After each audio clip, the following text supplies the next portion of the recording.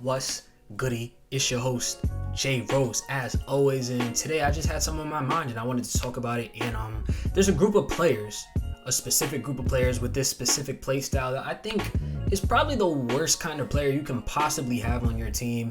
And I like to call them vacuums. You guys probably know them as shot chuckers, something like that. But these are players where if you pass them the ball, you're probably not seeing the rock again for the rest of the possession, and nobody else is, because they're taking a shot, no matter if it's a good shot, bad shot. Matter of fact, there are no bad shots. They've never seen a shot they don't like. And listen, I'm not saying that those players are bad. Obviously, there's cases where there are people who they're selfish. They're selfish basketball players, but they're pretty decent or good or even great. There's players like Carmelo Anthony all time that I would put in that category. And currently there's players like Cam Thomas. There's players like Michael Porter Jr. who is a good player. But I think they all fit this this kind of mold where if you give them the ball, you're not getting it back. You're not getting it back. And this very selfish style of play, it can work sometimes. As you can see on the Denver Nuggets, MPJ is a huge part of that team. But most of the time you see players like Kyle Kuzma, Jordan Clarkson. You see players like Tim Hardaway Jr. who, when they're hot, great basketball. Absolutely great basketball. The shooting's amazing, and you can see why they want to take these shots. But when they're cold, they look real streaky. They look really bad, and they're going to make you frustrated because it's like, why catch the ball and shoot it immediately when the possession starts? Why catch the ball and your teammate is wide open? Why not swing it over to them? And these are the kind of guys where I wouldn't say that you'll see too many of these guys in the upper echelon of NBA players. I don't think there's too many guys who do not pass in the top 10. And another thing about these kinds of players, you can have this play style and be good, but you're not telling me that if they added playmaking, if they even added just passing a little bit more, that they wouldn't be better players. There's players in the NBA who averaged 2 assists or under. And I think that's crazy because you know how many opportunities a lot of these players have to get an assist? Tim Hardaway Jr. is on the Mavericks. That's my team. So I can tell you guys firsthand that there will be somebody wide open in the corner. Doesn't matter who it is. If Tim Hardaway Jr. has the rock and he's even slightly open, sometimes completely contested, he'll still take the shot. I see this with Michael Porter Jr. as well. However, Michael Porter Jr. is more consistent than a lot of other guys who do play like this, so I'll give him a pass. But there's other people who they'll be up and down. Jordan Poole, he's up and down. I will say he playmakes a lot more than some of the other guys who I did name, like Kuzma. He does not pass. He does not pass. That man is getting no assists. If you have to take the over or under on Kuzma assists, take the under every time. Take the under every time. I wish I went under on Luka assists yesterday. I needed one more. I needed one more for my parlay to hit. but I'm ranting. Yeah.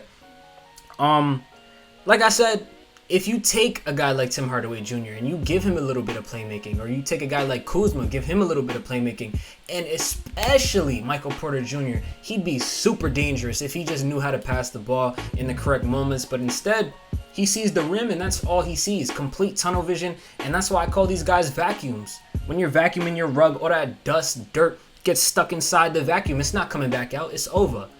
When MPJ gets that rock, he's shooting a rock.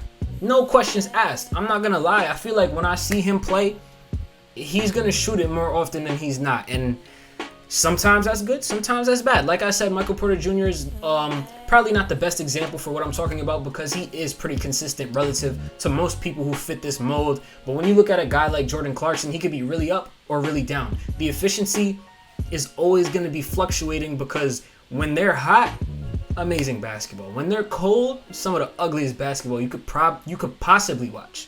Some of the ugliest basketball. And it's just naturally going to be like that if there's people who are open or you're just not.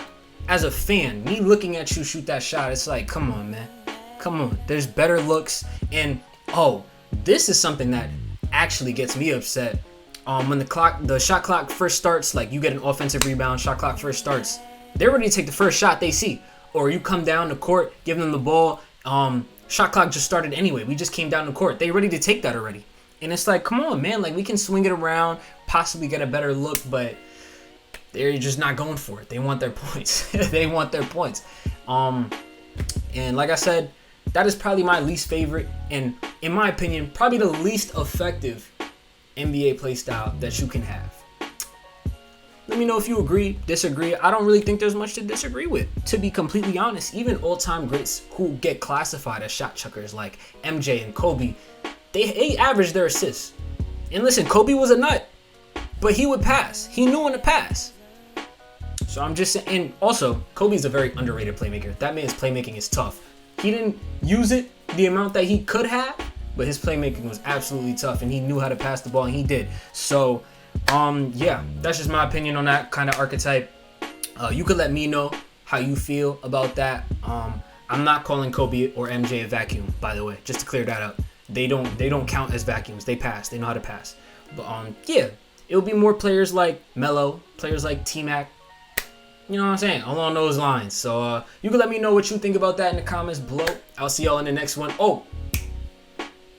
Soon, very, very soon, we're gonna have a new Bag Talk podcast, new and improved.